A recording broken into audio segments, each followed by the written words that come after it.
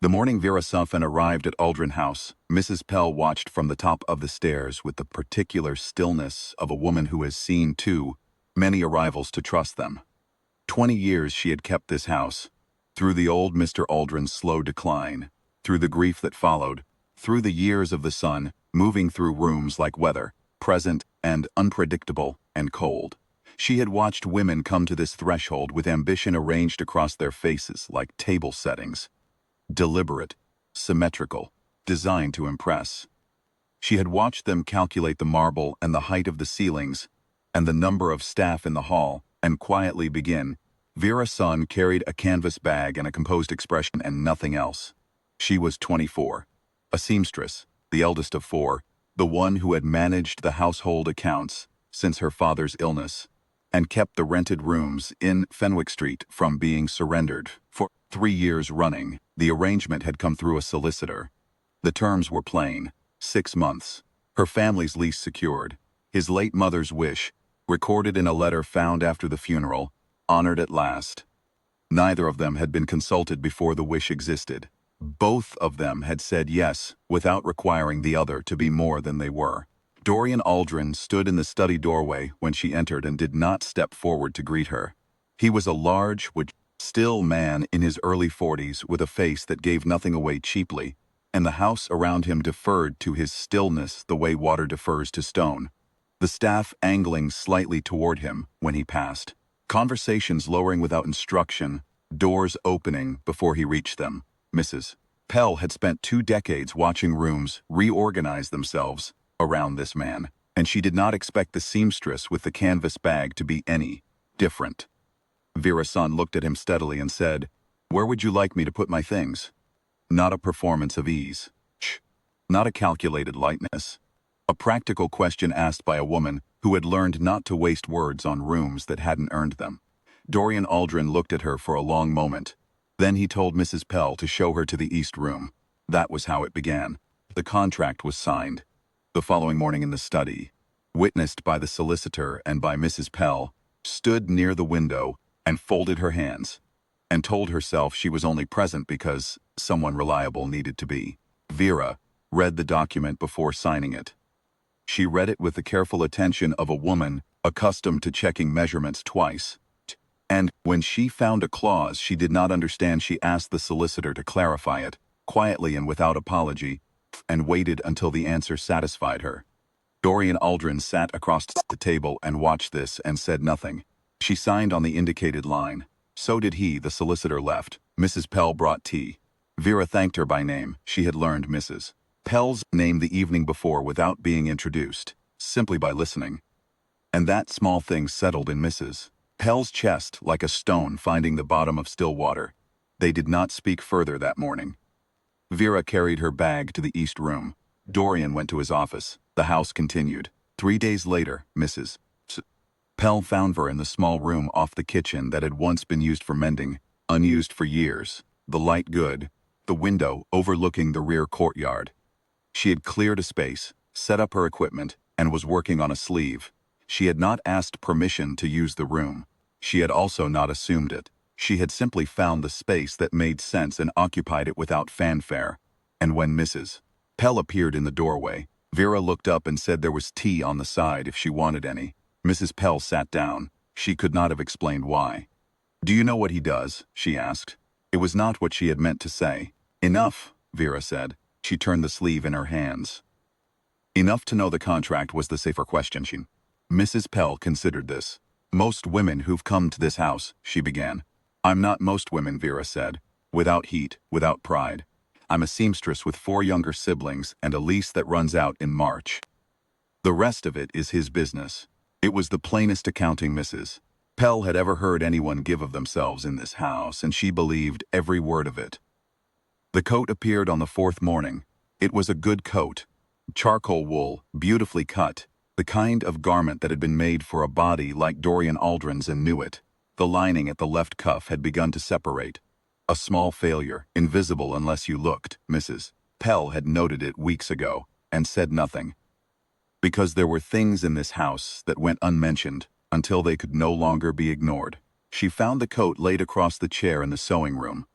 Vera was already at the window, needle threaded, working the lining back with small, unhurried stitches.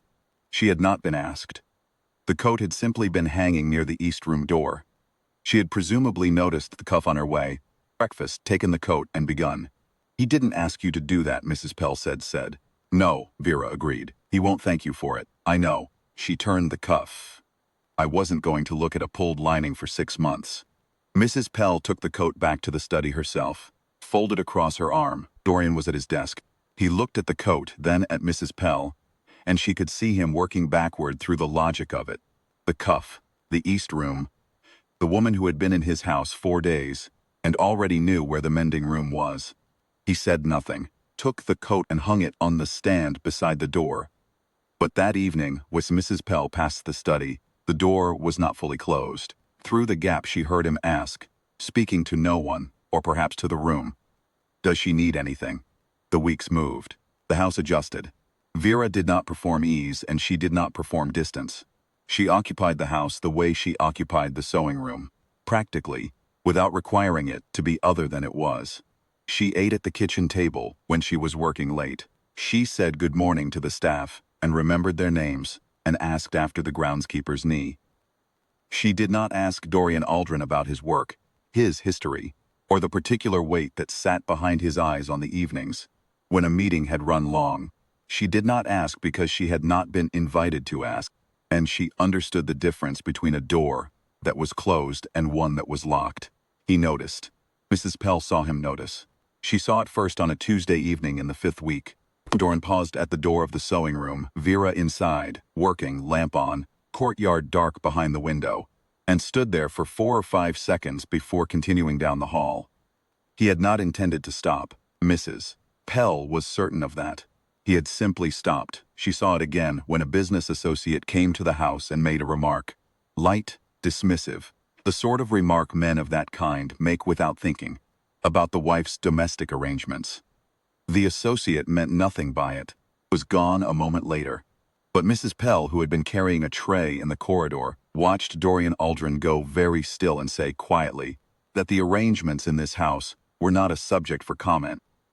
The associate did not visit again, and she saw it on the evening Vera asked him, practically, over supper, the first time she had asked him anything personal, whether he had eaten properly when he lived here alone. Before all of this, the question was not tender. It was not probing. It was the question of a woman who had noticed the pantry and drawn a reasonable conclusion. He looked at her across the table for a moment. "No," he said. Vera nodded, as though this confirmed something she had already filed away, and returned to her meal. And Dorian Aldrin sat there with an expression Mrs. Pell had not seen on his face in 20 years. Not comfort, not happiness, but something quieter. The look of a man who has just been seen accurately, for the first time in longer than he can readily account for, by someone who wanted nothing from the seeing.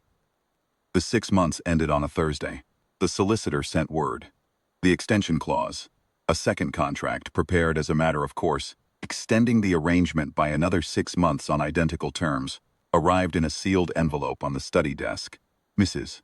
Pell set the tea things and withdrew. She did not go far. Through the study door, left open, she noticed. She heard the envelope opened. A pause. The sound of paper. Then, after a long silence, a deliberate tearing. Not the impatient sound of a man disposing of something, but the careful, considered sound of a man making a decision. One sheet at a time. She looked. She could not help it. Dorian Aldrin stood at his desk, with the extension clause in pieces. He set the pieces in a small, exact pile in the center of the desk. Then he walked to the door of the sewing room and knocked. One knock, unhurried, and waited. Vera opened the door. She looked at him. Then, past him, at the study, at the desk visible through the open door, at the pile of torn paper. She was clearly sharp enough to read from where she said nothing. He said, "The contract is finished." "I know," she said. A pause. "I'm asking," he said, "if you'd like to stay without one." He was not a man who asked. Mrs. Pell knew this the way she knew the weight of the house, the number of steps in the back staircase, particular sound of the courtyard gate in the rain. In 20 years she had not once heard him ask for something he could simply arrange. He arranged. He decided. He moved the world to where he required it. He did not ask. He was asking now. Vera looked at him for a long moment. The lamp in the sewing room lit the side of her face, and the stillness in it. The same stillness Mrs. Pell had watched from the top of the stairs on the first morning. Not calculation, not performance, simply a woman present in herself, unafraid of the space between a question and its answer. "Yes," she said, "I'd like that." He nodded once. His face did not break into anything theatrical. But something in it settled. Some long-held tension going out of him the way a fist finally opens. And Mrs. Pell, in the corridor with her hand pressed to the doorframe, understood that she was watching the rarest thing this house had ever contained. Dorian Aldrin, the most feared man she had known in 20 years of service, finally chosen by someone who wanted nothing from the choosing. She went to the kitchen. She put the kettle on. She set out 3 cups. She would carry his and Vera's to the study, and she would drink her own standing at the kitchen window, looking out at the courtyard. It seemed, Mrs. Pell thought, like the right number.